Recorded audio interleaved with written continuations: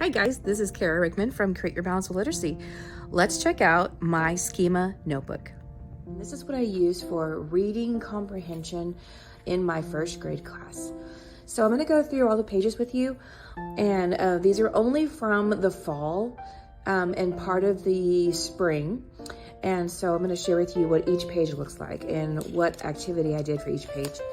So this one is the very first week of school. This is called Write from Your Heart. So they had to write 4 things that was dear to their heart to help them write a story. And then over here I have, why do readers read? So we talked about readers read for fun, readers read for information, readers read for entertainment, for research. And so we talked about that. And then this one is work on writing. What are we going to be doing when we are doing a writer's workshop? What do we need? What are the tools that we need? We need a figure space, a pencil, an eraser, and of course our schema. This one is how do we treat books? And so we did a lesson about how we treat books. We should always keep them in a safe place. Don't get them wet. Don't step on them. Handle them with care. And then this one was, what is your schema? So I teach them what schema is and how your schema grows every time you read a new story. It is already what I know in my schema. It grows every day, and it's all my prior knowledge that I already know, and it helps me with my reading comprehension. This one is When Really Worried. We did beginning, middle, and end. And so we talked about what happened at the beginning, and the middle, and the end. And then they had to draw pictures for each part, and they had to write beginning, middle, and end. This one is what's an author and an illustrator.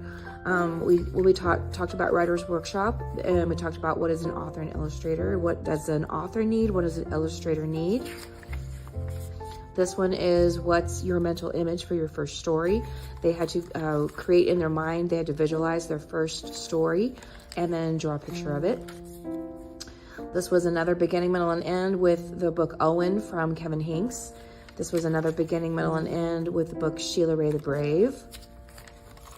This was if you take a math to school, we used text to self connection. They had to draw a picture, and then they had to write why their connection was with what it was.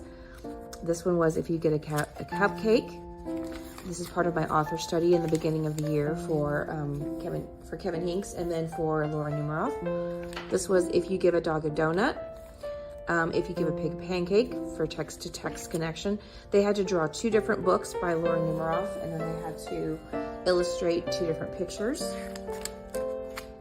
This one was text-to-text also. Again, they had to draw 2 different books that reminded them of the same part or the same character or the same problem and solution, and write about it. This one was Officer Buckle and Gloria. We did text to world when we started doing our community helpers good citizen unit. This one was text to world. We did Roxaboxen, and they had to draw a picture of Roxaboxen and what it was and how it meant in the world. This was when we talked about question words, when we're wondering about something or making inferences. Who, what, where, when, why, how. They had to write on their post-it notes. They love using post-it notes in their Schema Notebook. This one was another I wonder. They had to use question words to write sentences for their story. This one was, asking questions. Where's the setting before the story, during the story, and after the story? So we read Owl Moon, and then they had to write questions about Owl Moon. This one was, again, we used the book Barn Owls. So before, question before, during, and after. This one was Lazy Ozzy, before, during, and after. And then we did more question words over here. This one was, we did research about the barn owl, and they had to draw pictures about the habitat, what it eats, and facts about the owl. And this one was, what is my genre? They had to write about nonfiction and what things are in a nonfiction story. They have real photographs, they have table of contents, they use captions and labels and things that can really happen. This one was, I know you can't see it, but it's kind of dark. This is inferencing. They had to write question words. This one was a fiction story, and they had to write 4 things about why the book was fiction. this was synthesis. And so we talked about, at the beginning, I was wondering, and then had to write a question. And then while I was reading, I was wondering, they had to write a question. And then after the story, I was wondering, and they had to write a question. We read How to Catch Santa and talked about synthesis. This was in January when we did a Jan Brett author study. And so we talked about author's purpose, entertain, persuade, inform. They had to write a sentence about it, draw a picture, color in the slice of pie. That was the author's purpose. This one was the 3 snow bears. They, again, colored in the author's purpose and write a sentence about it. This one was Snowflake Bentley.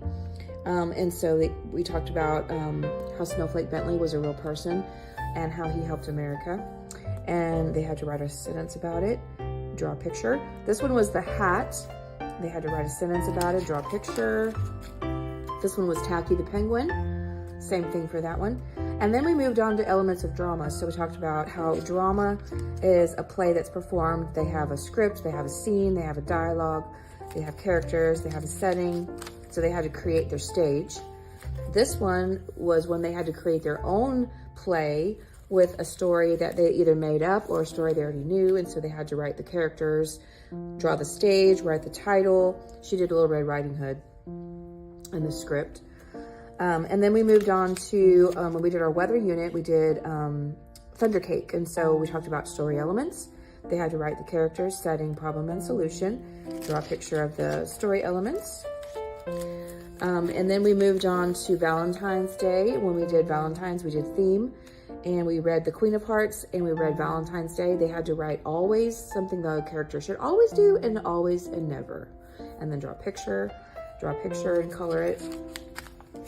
Then we moved on to presidents, and so we talked about George Washington. We wrote adjectives about George Washington. He was brave, happy, tall. He was a hero. He was kind. He was good. And then we did a timeline, and we talked about George Washington's life, and we wrote the different dates of his life on his timeline, okay? So that's basically, in a nutshell, what we do for my Schema Notebook. So I always have a lesson that goes along with this. I have a mentor text.